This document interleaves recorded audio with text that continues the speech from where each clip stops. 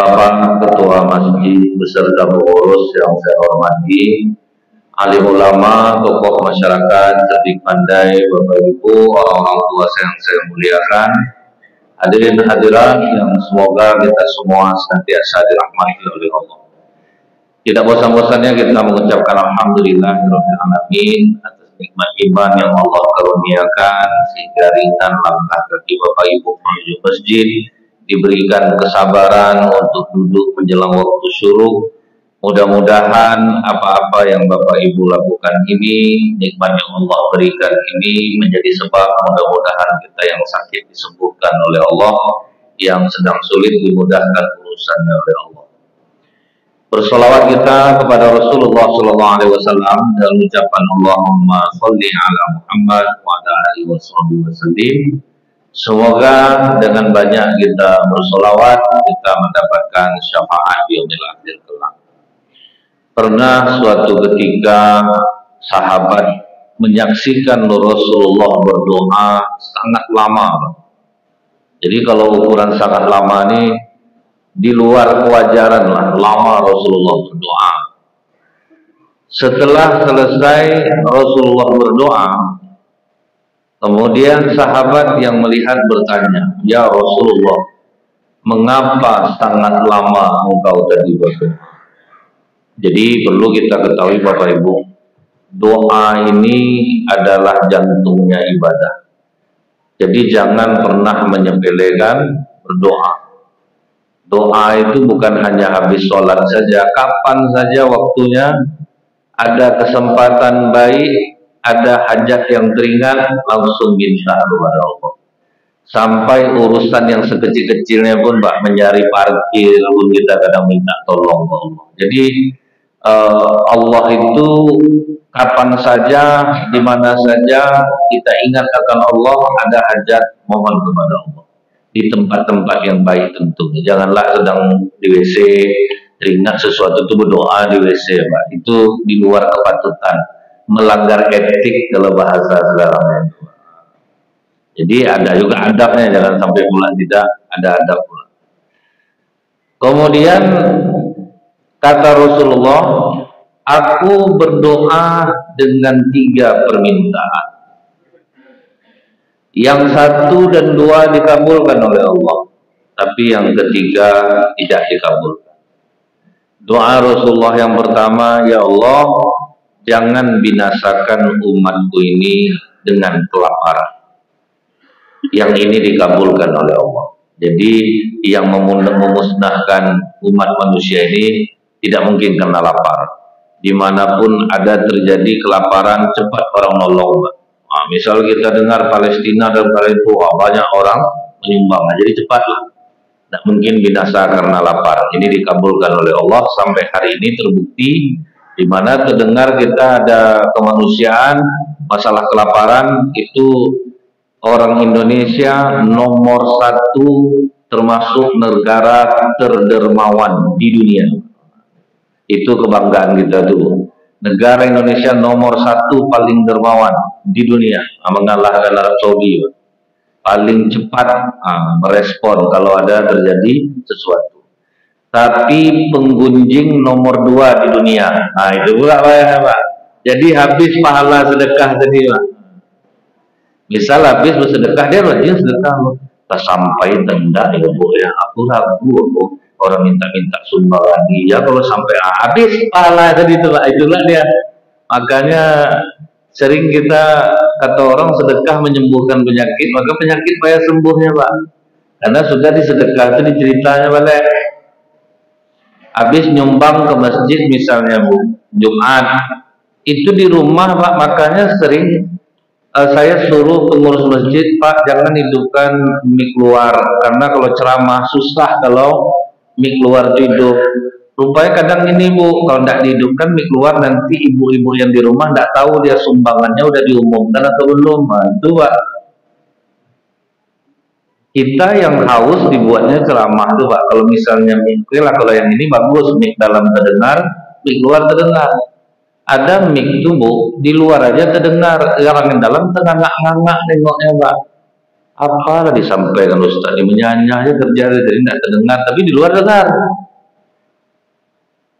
Rupanya dia ingin mendengar sumbangannya, udah enggak tahu enggak dengar dia Pak, pulang anaknya cuma ditanyanya, ada diumumkan tadi sumbangan mama untuk almarhum papa 20.000. Ada 20.000 ditanya tuh Pak, itu pula kena ya.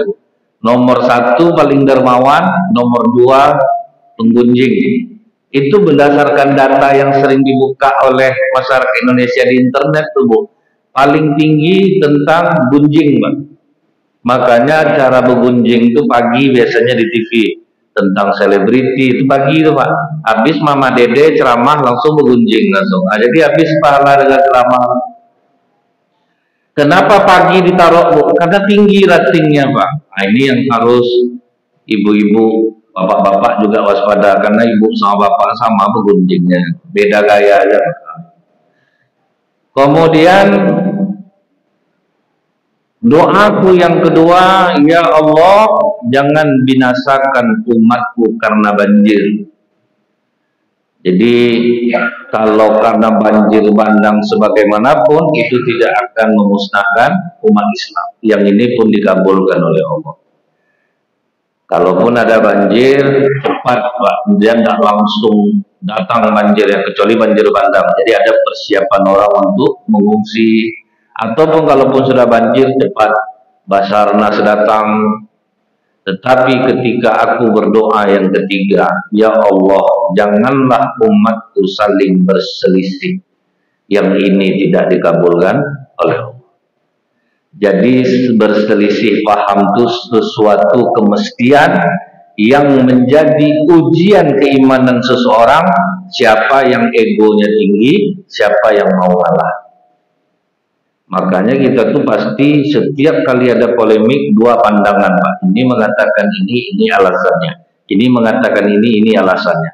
Nah kita yang mendengar bingung. Bingung itu menuju kepahaman. Nah, itu enaknya Pak. Kita kan bingung mana yang betul ya.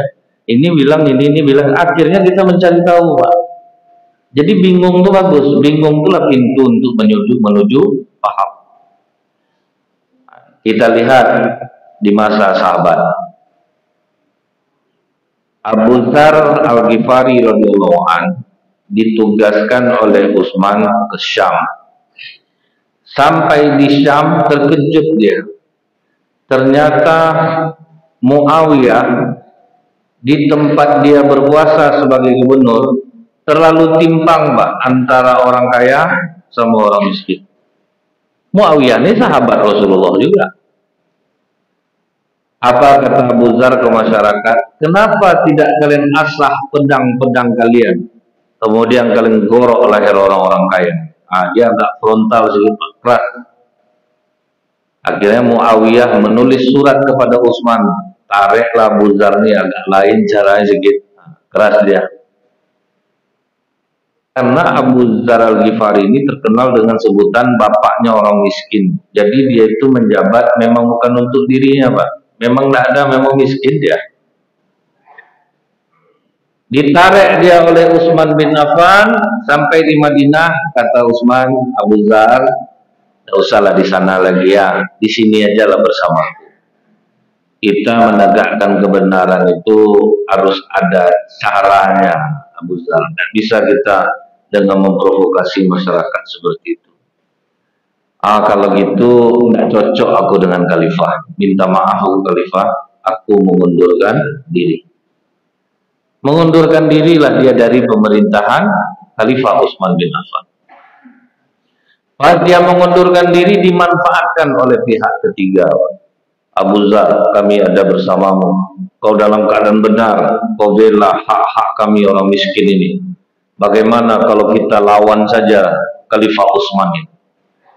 Apa jawaban dari Abu Dzar Al-Ghifari? Jangankan melawan Khalifah Utsman. Apabila Khalifah Utsman memerintahkanku untuk gantung diri saat ini, akan kugantung diriku. Itulah Pak. Walaupun berbeda, walaupun berselisih, tapi tetap tidak mau melanggar aturan agama. Begitulah solidnya. Jadi kita tuh berbeda memang satu kemestian.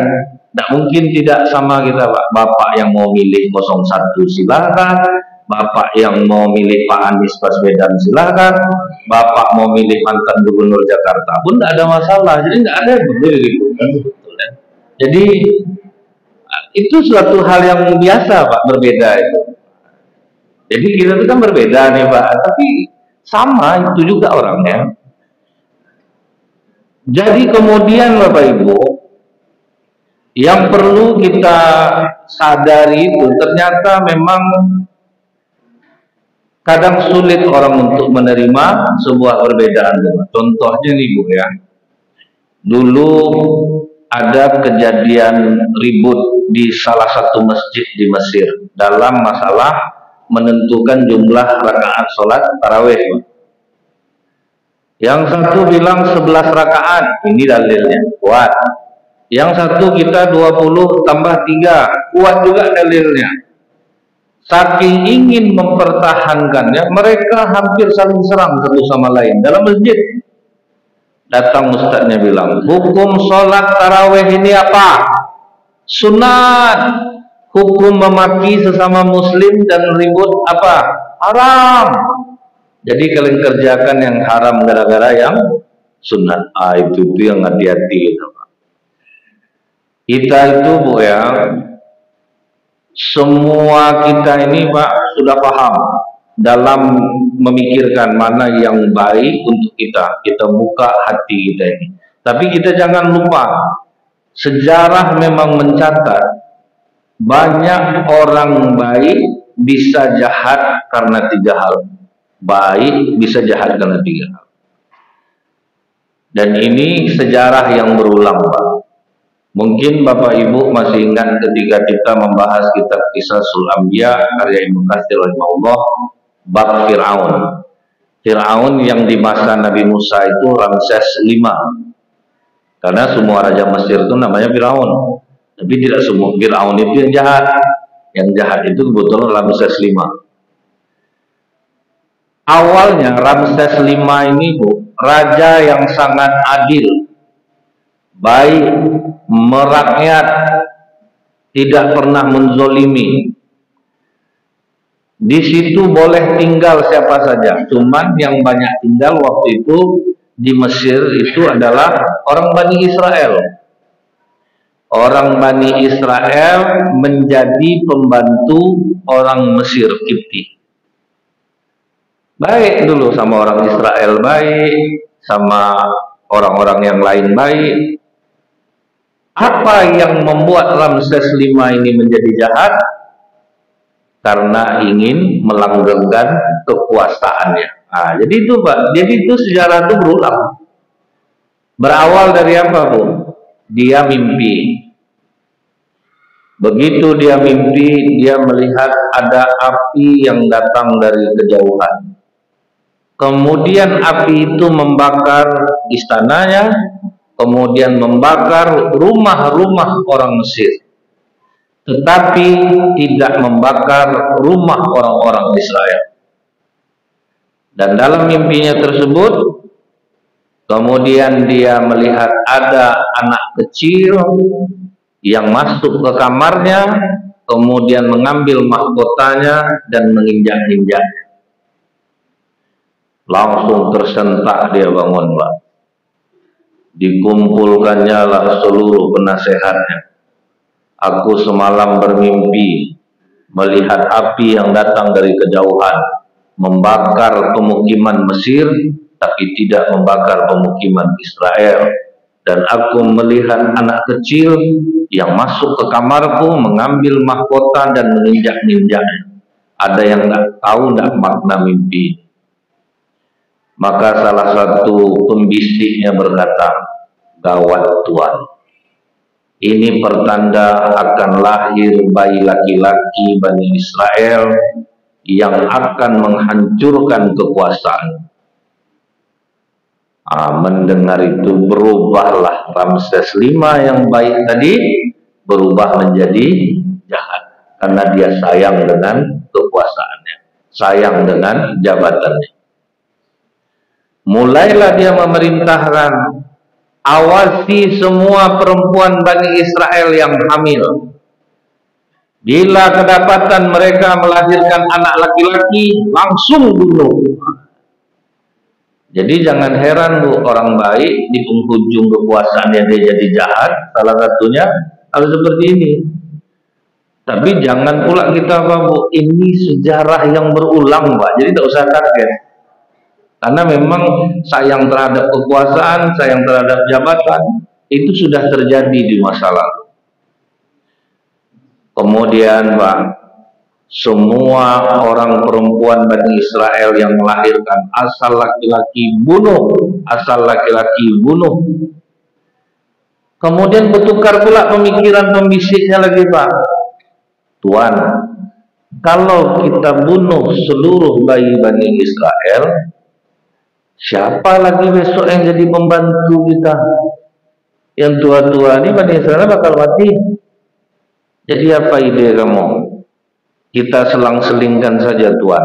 Tahun ini kita biarkan hidup, kita karantina, kita didik cinta terhadap loyalis lah Pak ya, di karantina, dididik oleh negara. Tahun depannya baru kita matikan. Jadi selang-seling terus. Beruntunglah Nabi Harun alaihissalam lahir ketika bayi laki-laki tidak dibunuh. Beberapa tahun kemudian ibunda Nabi Musa hamil. Hamilnya waktu bayi laki-laki dibunuh. Jadi tetap Bu ya, makar Allah itu yang bisa dikalahkan. Kalau udah makar Allah tidak bisa dikalahkan. Udah bagaimanapun cara orang, tetap cara Allah yang menang. Makanya andalkanlah doa Pak. Andalkan doa. Ini udah terbuka semalam, lembaga survei salah kirim WA yang seharusnya kepada Opung terkirim ke grup tokoh-tokoh nasional. Dia sudah memenangkan katanya di Pak ya, survei-survei dia yang memenangkannya, dia ngaturnya. Bisa enggak saya jadi direktur Inalum? Sempat dihapusnya, tapi udah terekam sama orang di grup itu. Jadi ada cara Allah untuk bukanya. Bagaimanapun mau dibanting-banting, tetap nanti ada cara Allah buka. Maka kemudian apa akhirnya Bapak Ibu? Semua bayi laki-laki di zaman itu sangat diawasi, tapi makar Allah menang Pak. Tidak ada yang mendeteksi ibu Nabi Musa hamil. Jadi Nabi Harun itu abang Nabi Musa, kakak Nabi Musa yang paling tua namanya Maryam, perempuan. Jadi ibu Nabi Musa itu Bu ya, usaha secara duniawi untuk menyelamatkan bayi ini tetap dilakukan Pak. Jadi kita itu tidak boleh pasrah Bu, tetap diusahakan, disembunyikan, tidak pernah keluar, sampai akhirnya Nabi Musa lahir dengan selamat. Dibuatkan peti khusus, kemudian kalau habis disusukan, ditaruh di peti itu, dihanyutkan sambil diikat. Nanti kalau haus lagi, ditarik lagi. Karena ibu yang menyusukan bayinya, pasti dia tahu kapan bayinya haus, kapan bayinya lapar. Tapi kali ini terkejut ibu Nabi Musa, begitu menyusukan, tahu-tahu ada pemeriksaan, ditaruh anak ke dalam peti, lupa mengikatnya. Ini skenario Allah. Maka kosonglah hati ibu Nabi Musa, sedih. Anak akhirnya hanyut. Disuruhnya kakaknya yang paling tua, kau tengok dari daratan kemana sampainya peti itu. Sampailah peti itu justru ke istana Fir'aun. Yang mengambil istri Fir'aun, Aisyah binti Mumtazib. Begitu dia gendong Nabi Musa kecil, dijatuhkan Allah rasa sayang ke dalam jiwanya. Jadi yang menaruh rasa sayang itu Pak, Allah. Makanya kadang Bapak kerja di perusahaan Bapak rajin tetap benci bos Bapak sama Bapak. Ada orang kerja biasa aja sayang bos sama dia, itu tidak kuasa kita Pak. Gimana pun orang mau memburukkan ya, dia sudah sayang. Jadi cinta itu bisa membutakan, Pak. Makanya sehebat apapun laki-laki gelarnya, panjangnya, seberpendidikan apapun, kalau udah jatuh cinta pasti bodoh, Pak. Dadan. Itu fakta, Pak. Mau gimana lagi, Bu? Udah sayang betul. Karena kita kalau udah terlalu cinta, Pak, bodoh kita datang, Pak. Bagaimanapun orang memberi pemahaman tidak akan masuk. Itulah cinta buta itu. Nah setelah itu, Bu, digendongnya lah Nabi Musa kecil ini, datang Firaun, Pak. Aisyah, di mana kau dapat bayi Bani Israel ini? Dia ada hanyut di laut, bunuh. Kata Aisyah, entah mengapa sama bayi yang satu ini sayang betul aku. Kata Firaun, terserahlah kalau memang sayang, rawatlah bayi. Jadi Fir'aun itu, Pak, segarang-garang Fir'aun takut sama istri.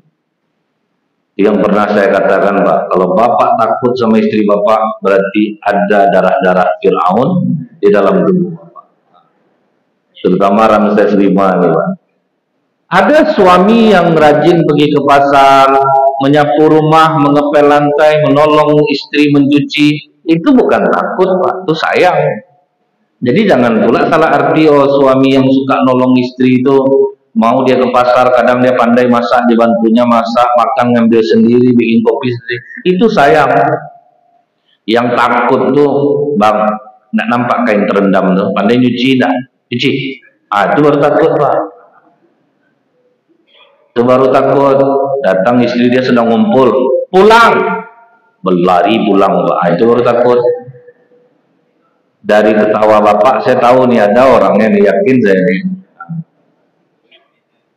Tapi apa perlu dirubah? Enggak, Pak. Itu udah bawaan kita masing-masing. Selama istri kita tuh baik, yang disampaikannya dengarlah kita. Kalau memang kerja kita salah, sibuk, pulang kerja malah ngumpul, istri nunggu di rumah, anak nunggu di rumah marah, istri wajar lah. Apalah enggak marahnya.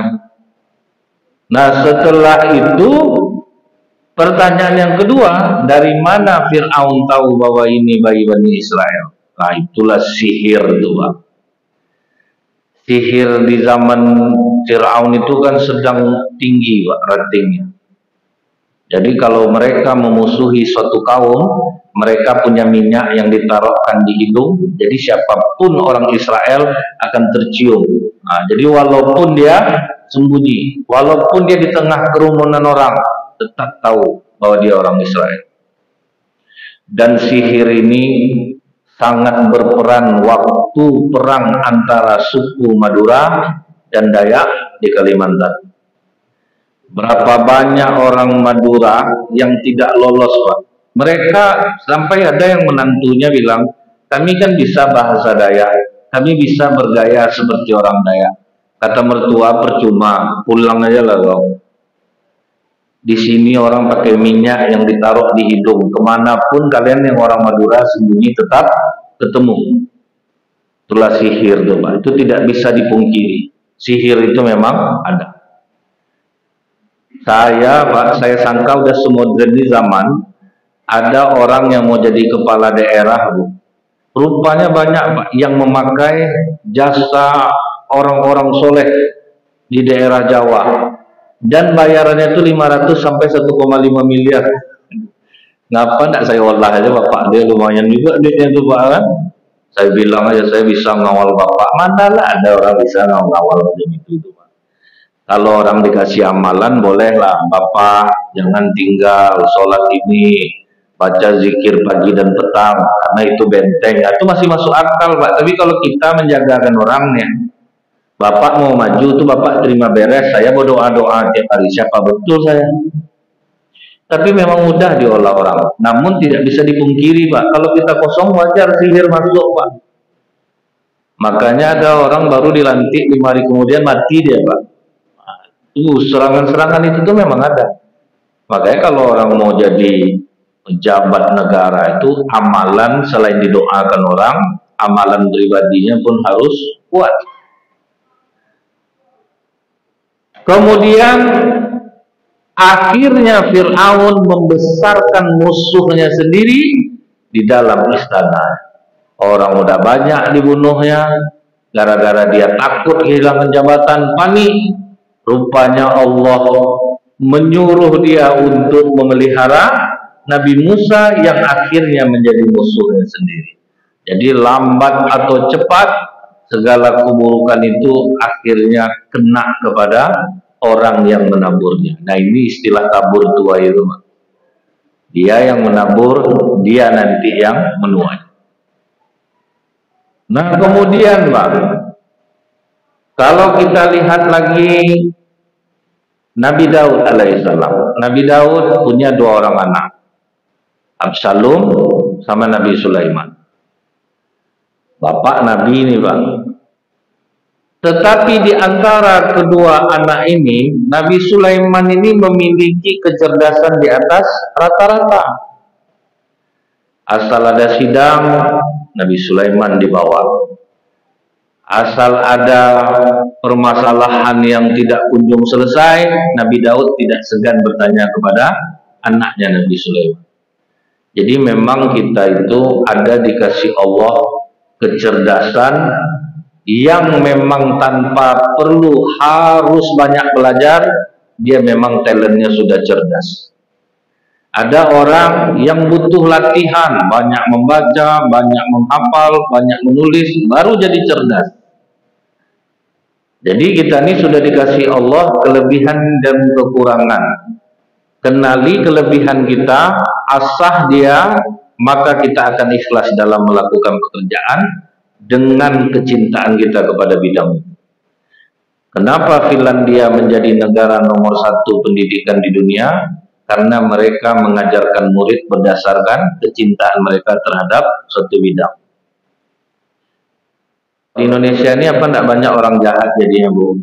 Dia terus dibilang bapaknya, kau jadilah kau pegawai negeri, aman kau pensiun, ada duitnya terus. Anaknya sebetulnya enggak mau Pak. Anaknya mau dagang, disuruh jadi pegawai negeri di pasar, itu berdagang dia selama di ASN itu jadinya. Karena dia bidangnya dagang, tentu dia berpikir apa yang bisa didagangkan ini. Dia di zaman Rasulullah Pak, penipu itu pun direkrut Pak. Jadi Rasulullah itu Bu, ditetapkannya yang suka menipu di bagian, tapi ini janganlah, maaf, jangan sampai tersinggung pula Bapak Ibu, disuruh jadi intelijen Pak. Karena dia sudah tahu cara pola permainan orang untuk mengibuli. Bukan berarti intelijen itu penipu, ini jangan sampai salah pula.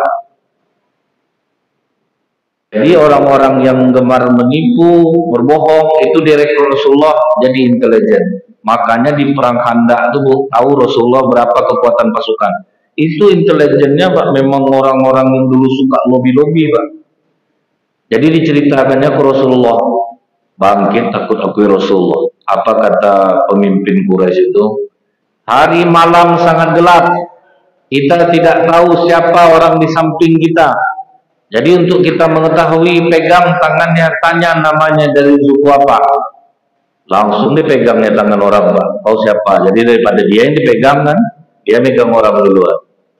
Karena kalau dia megang duluan, dia pasti tahu nanti orang Pak siapa dia. Nah, itu digunakan untuk mengatur strategi. Ahli perang dalam Islam di perang Khandaq, Salman Al-Farisi radhiyallahu anhu. Itu dia memang ahli perang waktu di Persia. Jadi kalau kita concern dengan keahlian kita masing-masing, kita akan ikhlas jadi yang melakukannya. Ada anak bapak ini yang memang dia cerdas. Ada memang yang dia tidak cerdas, tapi dia hobi menggambar, matangkan di gambar itu. Ingat ibu dulu dah, anak ini tidak pandai matematik, dipaksa matematik, akhirnya gila dia Pak. Diwawancara di TV, siapa nama anak? 8. Tinggal di mana? 9. Betul-betul angka yang dibilangnya.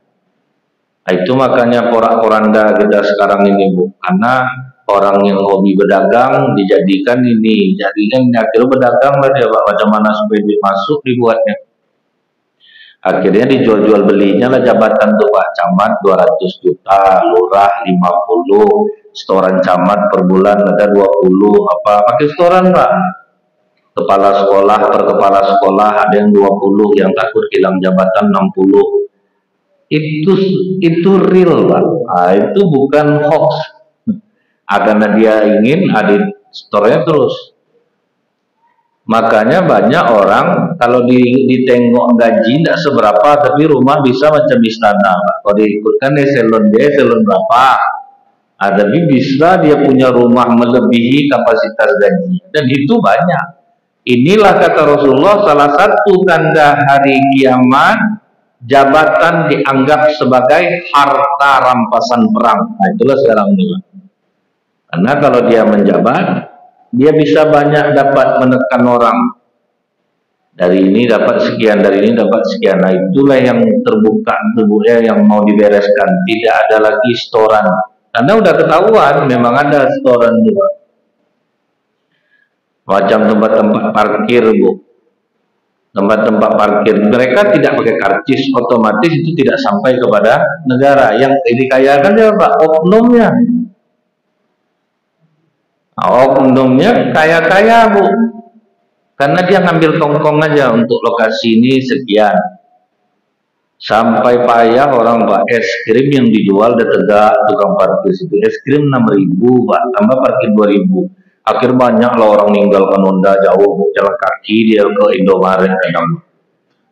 Es krim 3.000 tambah 2.000, Pak, akhirnya taruh di samping jam jalan dia ke Indomaret. Kasihan, Pak, sampai dibilang orang nutup kedai orang sekarang tak perlu pakai guna-guna lagi, taruh aja tukang parkir tutup orang dibuat. Orang berpikir dia, Pak, kan? Kecuali dikasihnya karcis itu sampai ke negara, itu pun belum tentu juga, karena kan kita tidak pernah perhatikan serinya, Pak. Jadi udah jahat semua, Bu. Makanya orang takut sekarang ini kalau Indonesia ini jadi baik, Pak. Maka takut orang banyak yang akan hilang. Ladang-ladang uang itu banyak yang akan hilang. Takut orang jadinya. Nah, setelah itu Bapak Ibu, karena Nabi Sulaiman ini cerdas, muncullah kecemburuan oleh abang kandungnya sendiri. Ini gawat nih. Nampaknya Sulaiman yang akan meneruskan kerajaan bapaknya. Tidak bisa nih, ini tidak bisa. Harus aku rebut nih. Itulah bahayanya, Pak. Tidak usah orang sama orang lagi, Bu. Adik beradik aja bisa berebut kekuasaan. Nabi Sulaiman ini beberapa kasus yang dia selesaikan dengan tuntas itu, Bu. Ketika ada dua orang ibu-ibu berebut bayi. Ibu A mengatakan ini bayi aku, ibu B mengatakan ini bayi aku. Kata Nabi Daud, ibu yang A yang punya bayi ini, silakan diambil bayinya. Ibu yang B bersedih, menangis. Kata Nabi Sulaiman, maaf ayah, bolehkah aku ikut serta dalam permasalahan ini? Oh, silakan Sulaiman. Bisa ambilkan saya pisau? Untuk apa pisau? Kata ibu B. Supaya tidak ada yang terkecil hati, sebaiknya bayi ini kita bagi dua saja. Ibu A dapat separuh, ibu B dapat separuh. Bagaimana? Langsung ibu A bilang, kalau memang itu yang terbaik, saya setuju. Kata ibu A. Kata ibu B, maaf saya tidak setuju, saya sudah berbohong. Bayi ini sebetulnya punya ibu A, bukan punya saya. Maka Nabi Sulaiman menyerahkan bayi ini kepada ibu B. Terkejut ibu A, kenapa kok dikasih sama dia? Karena seorang ibu kandung, dia lebih memilih bayinya tetap hidup daripada dia harus mengakui dan bayinya ini jadi dipotong dua. Tahu Nabi Sulaiman, Pak, masa ibu A setuju bayi ini dibelah? Ibu B justru bilang, enggak, ini bukan bayi saya, ambil aja untuk ibu A, biarlah bayi ini hidup. Dikira dikasih kepada ibu B. Nah, disitulah melejit nama Nabi Sulaiman dalam menyelesaikan masalah. Nah, kemudian, Bu, ya, apa yang dilakukan oleh Absalom untuk merebut tahta ayahnya? Mulai dia, Pak, turun, Pak, bagi-bagi sembako ke masyarakat. Itu dilakukan Absalom, Pak. Jadi saya pola itu tuh nggak kaget lagi Pak, karena Absalom sudah melakukannya. Dia turun ke masyarakat, ada yang punya masalah, diselesaikannya cepat. Bantuan-bantuan datang, selalu dia kasih. Sampai masyarakat cinta kepada Absalom. Jadi di pola udah biasa Pak. Apa kata Absalom ini? Kalian mau ndak mendukungku jadi raja? Mau, mau. Begitu aku kasih tanda, kalian bantu aku. Jadi memang dibuktikannya Pak, dia sayang kepada masyarakat, turun dia kepada orang-orang, dibaginya bantuan. Asal ada orang yang ada masalah, perlu masuk ke istana, dia yang menyelesaikannya.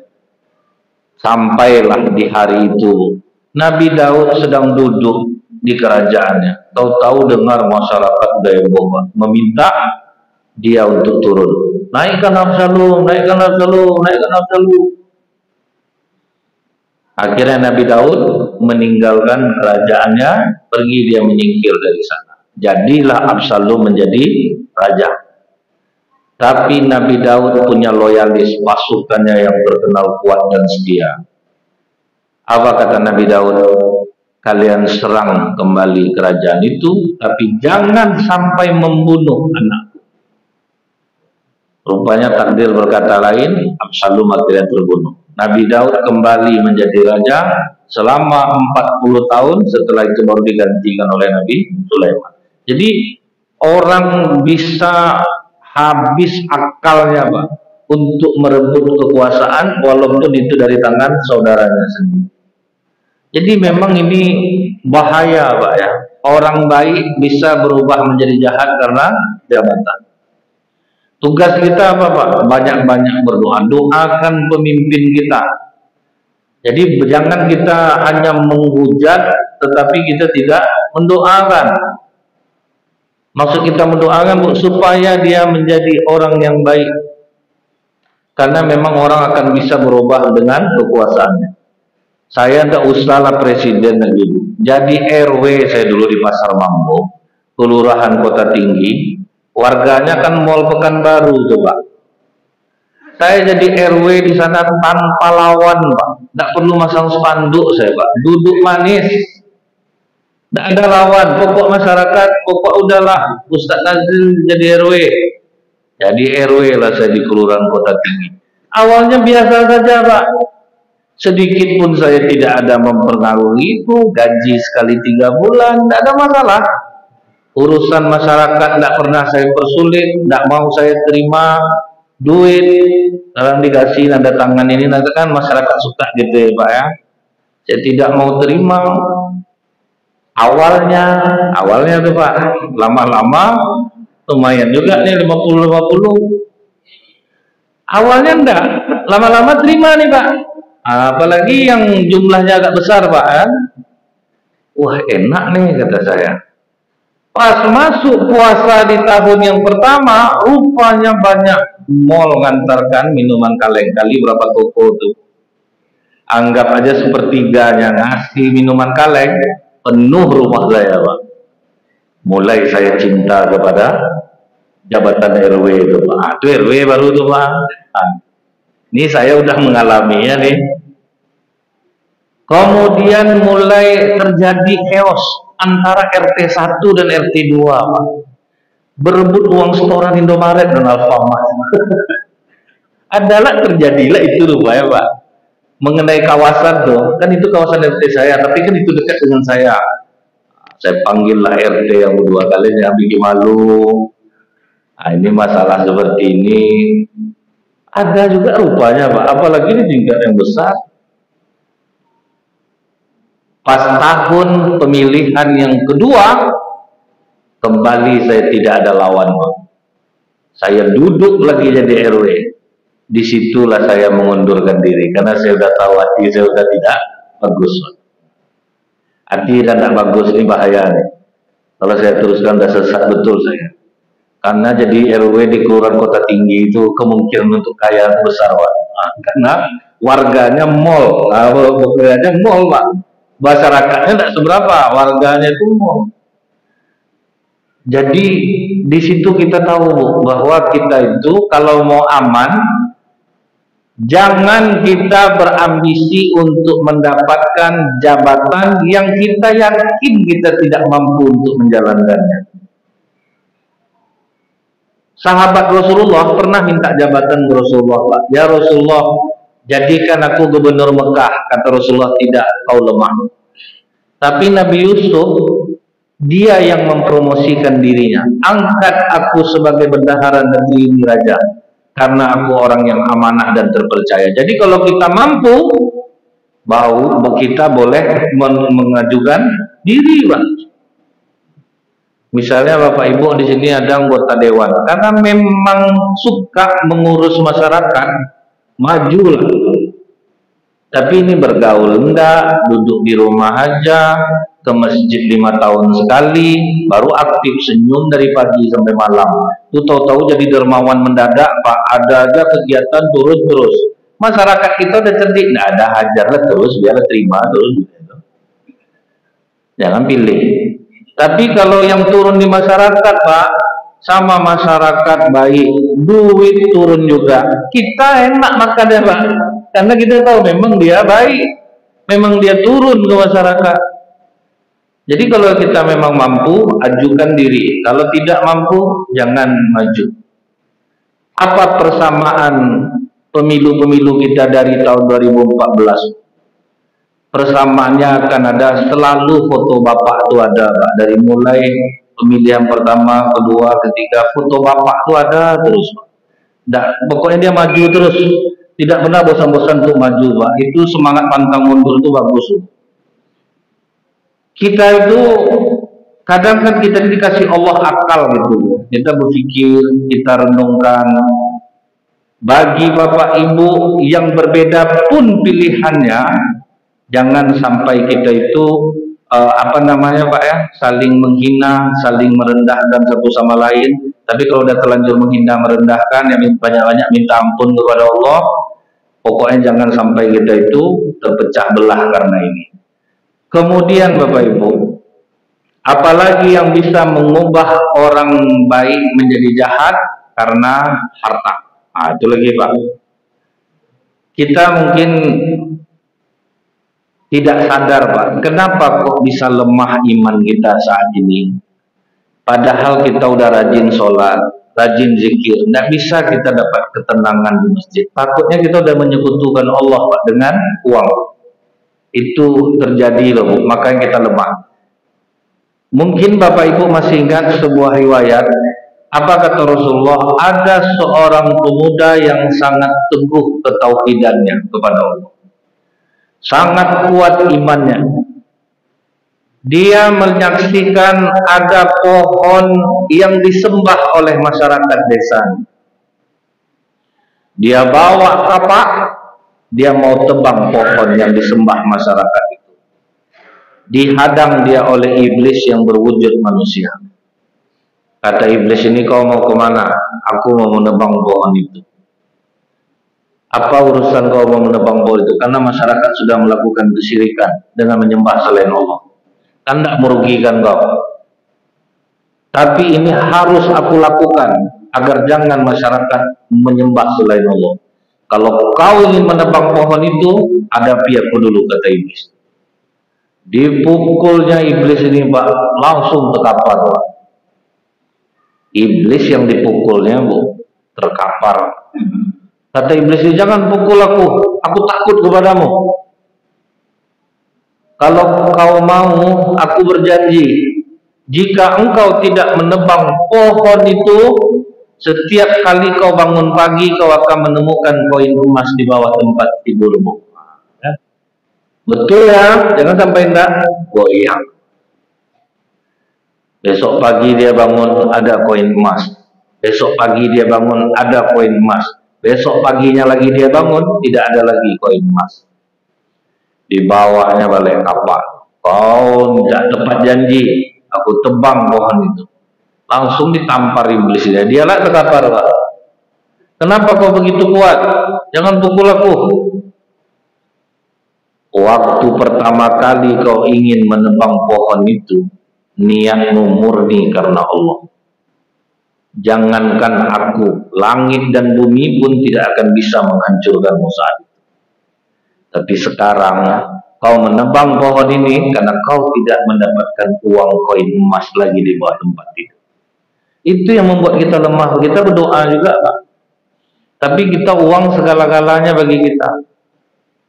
Mau besok pilih saya ya Pak ya. Pokoknya apa ini ada sedikit untuk Bapak. Padahal kita tidak pilih. Kita terima-terima juga gitu Bu ya. Tapi kalau ini saya terima tapi saya boleh tidak memilih. Oh tidak masalah. Itu boleh lah Pak. Kita tuh uang itu masih segala-galanya. Kita sholat juga ke masjid Pak. Kita kerja di luar kita olah juga orang.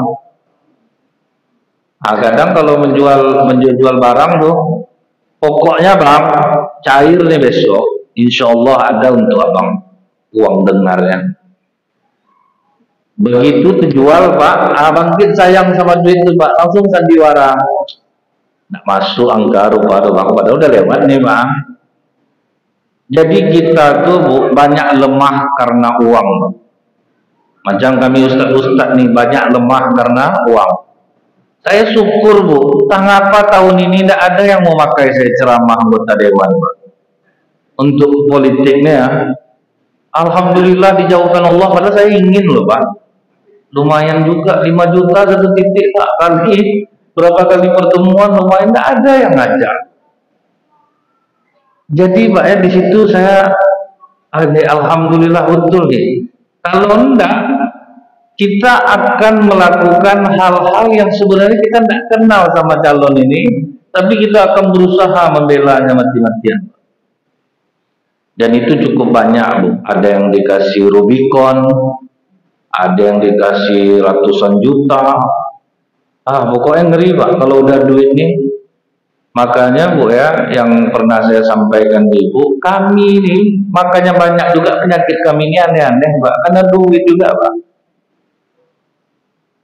Bisa ceramah di kampung kami Ustaz, tapi amplop sikit Ustaz. Hari Jumat tanggal 20 Mbak Desa, aman Pak, saya agendakan. Masalah uang pun tidak usah itu Bapak pikirkan. Sudah Bapak nelfon nak satu lagi, Ustaz, Jumat tanggal 20 Mbak Desa bisa Ustaz? Aduh minta maaf saya Pak, saya sudah ada jadwal. Itulah mendadak pula kami nelfon Ustaz nih. Rencana pengurus kalau bisa Ustaz datang sekitar 7 juta bisa Ustaz. Tunggu dulu Pak, dia jam berapa tadi itu Pak? Berubah Bu. Kena kutuk-kutuk lah sama jamaah yang nggak jadi ini. Apa nak macam-macam penyakit kami ini Pak. Dan itu saya evaluasi itu Bu. Dengar cerita kawan-kawan, ceramahnya banyak, mukanya makin kusam, makin kusut. Itu saya coba bertanya-tanya gitu Pak kan. Dengar-dengar mereka cerita, amplop masjid itu berapa kemarin? Sekian.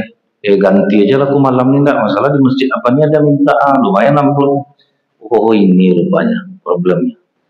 Makanya yang ada yang penyakitnya ini Bang, penyakit itu dari Allah Pak ya. Cuman kita tahu nih Bu, 80% itu penyakit itu dari jiwa.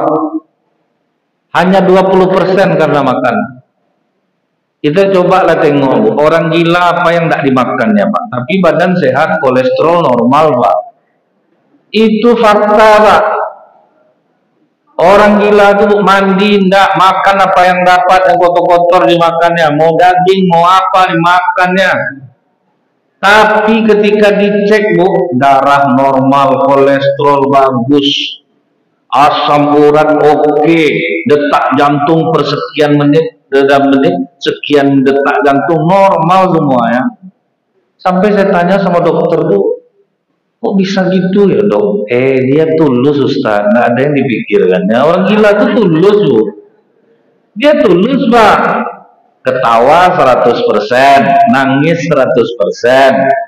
Nggak ada Bu, apa namanya ini Bu, berkelahi-kelahi sama orang tuh nggak ada. Dia sibuk dengan dirinya sendiri.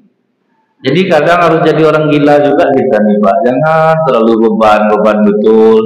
Jangan dipikirkan betul. Nah ini fakta yang terjadi Pak. Orang gila tuh Bu, seharusnya dia yang paling banyak penyakitnya Pak. Tapi mereka sehat. Yang kita yang normal ini lah Pak, karena banyak betul ngolah-ngolah orang. Kita tuh suka ngolah orang Pak, kerja di kantor. Ngolah orang juga. KTP, misal di bagian KTP. Ini agak apa nih nampaknya Pak, kalau Bapak mau cepat rasanya sekian lah, nanti biar saya antarkan ke rumah. Akhirnya sesuatu yang mudah itu dibuat susah jadinya Pak, dan itu orang Islam. Dari mulai pengurusan itu, pengurusan SIM, akhirnya orang mesti bayar Pak, karena kalau diurus normal tak lulus Pak. Sampai ada Bu, saya tanya sama salah satu polantas, kira-kira jalan di dunia nyata yang macam ini berbelok gini langsung gini itu di mana daerahnya tuh Pak? Siapa yang tidak jatuh ngetes di situ? Akhirnya perkataan saya itu diiyakan sama Pak Kapolri Bu. Jadi dengan ujian SIM di Indonesia nih, kalau lulus bisa main sirkus kata Kapolri. Dibuat susah gitu Pak. Akhirnya orang mau tidak mau daripada bolak-balik lumayan. Mereka orang Muslim juga. Jadi segala kita ini udah menolak Bu, mulai dari orang yang tahu agama, misalnya jadi mutarik umroh, banyak juga ngolah orang. Di brosur dibuat hotel dekat dengan masjid, naik kereta cepat, sampai sana bohong semuanya. Itu banyak kejadian tuh. Dia tahu agama semuanya. Sudah itu diolah-olahnya jamaah, ada yang mau wakaf Quran, karena dia belabak. Ada yang mau badal umroh, ada yang mau badal gawat Pak, dari mulai yang tahu agama sampai yang enggak biasa sama semua Bu. Caranya aja berbeda cara ngolahnya Pak. Kalau kami Ustaz ini pakai dalil Pak ngolahnya. Pakai dalil yang ngolah. Kita Pak boleh dimanfaatkan Bu, asal jelas kemananya. Silakan manfaatkan Pak. Asal ada orang ngajak ibu nyumbang untuk Palestina, untuk wakaf Quran, untuk pembangunan. Jamaah ini Pak rela, manfaatkanlah kami, salurkanlah. Itu sebetulnya kalau jamaah ini dia baik. Cuma kadang ada oknum-oknum yang berbuat jahat. Macam dulu ACT bukan, sibuk untuk Palestina, Berapa banyak sumbang orang. Rupanya gaji CEO-nya aja 250 juta sebulan Pak. Dan akhirnya terbuka jadinya. Tapi jangan pula gara-gara itu bapak ibu tidak mau lagi nyumbang kalau ada orang ngajak-ngajak nyumbang. Silahkan, manfaatkanlah jamaah, tapi tolong amanah. Jadi duit ini Pak yang membuat orang jahat. Nah yang terakhir Bu, yang membuat orang baik menjadi jahat adalah kalau urusan syahwat. Urusan wanita itu tuh bisa membuat orang baik menjadi jahat. Ingat Bapak Ibu ulama Madinah yang akhirnya murtad jadi ateis, namanya Abdullah Al-Qasimi, ulama Madinah Pak, bukan kaleng-kaleng, ulama tafsir Pak. Akhirnya dia mati dalam keadaan ateis. Itu gara-gara menikah dengan perempuan yang dia suka. Yang membunuh Ali bin Abi Thalib karamallahu wajhah, Abdurrahman bin Muljam, gelarnya Al-Mukri, orang yang paham Quran, yang mengajarkan Quran di masa Umar bin Khattab itu dia. Dia ingin menikah dengan perempuan, kata perempuan itu maharnya kepala Ali bisa enggak? Akhirnya dia bunuh Ali. Jadi kalau untuk urusan perempuan ini Pak, membunuh pun mau orang. Makanya Pak ya, Bapak jangan bilang aman. Kalau kita ini sudah sholat, sudah rajin sholat, tidak akan terpengaruh oleh wanita. Ngeri Pak. Kalau sudah jatuh cinta laki-laki ini kepada wanita, dia sudah beristri, membunuh pun mau dia. Ingat kasus di Indonesia ini Pak, dia suka dengan perempuan malam. Rupanya ada pula anggotanya sering sama perempuan malam ini. Akhirnya yang bapak ini disewanya orang untuk membunuh anak buahnya sendiri gara-gara perempuan malam. Coba lah tuh ngeri ya. Karena laki-laki ini syahwatnya 9 Pak. Itu payahnya. Jadi dia itu apa namanya, begitu dia teringat akan sesuatu hal tentang perempuan itu dia susah untuk menutupinya. Kalau perempuan syahwatnya satu, dia masih mikir kalau untuk melakukan hal yang salah. Makanya bapak-bapak nih Bu ya, mereka itu harus rajin-rajin Ibu doakan. Kalau enggak, dia rajin keluar tuh kadang-kadang lain pembicaranya Bapak Ibu. Saya hafal betul loh. Ada-ada aja tuh Pak kan. Jadi macam mana? Itu cantik ngeri buat ratu ini parah. Tapi itu masih mending Pak. Hanya sekedar menyalurkan cerita. Jangan pula sampai itulah dibatasi gitu. Dia hanya bercerita aja sebetulnya. Jadi itu agak terlampiaskan dia. Jangan pula sampai terlalu ditahan pula. Kalau terlalu ditahan nanti justru aneh-aneh nanti kejadian. Jadi ini bisa juga menjadi penghancur orang baik berubah bisa menjadi jahat. Jadi mudah-mudahan Bapak Ibu bisa memahami apa yang saya maksudkan, kemana saya mengarahkan. Mudah-mudahan Indonesia ini dipimpin oleh orang yang amanah. Amin. Subhanallahumma bihamdika asyhadu an la ilaha illa anta astaghfiruka wa atubu ilaik.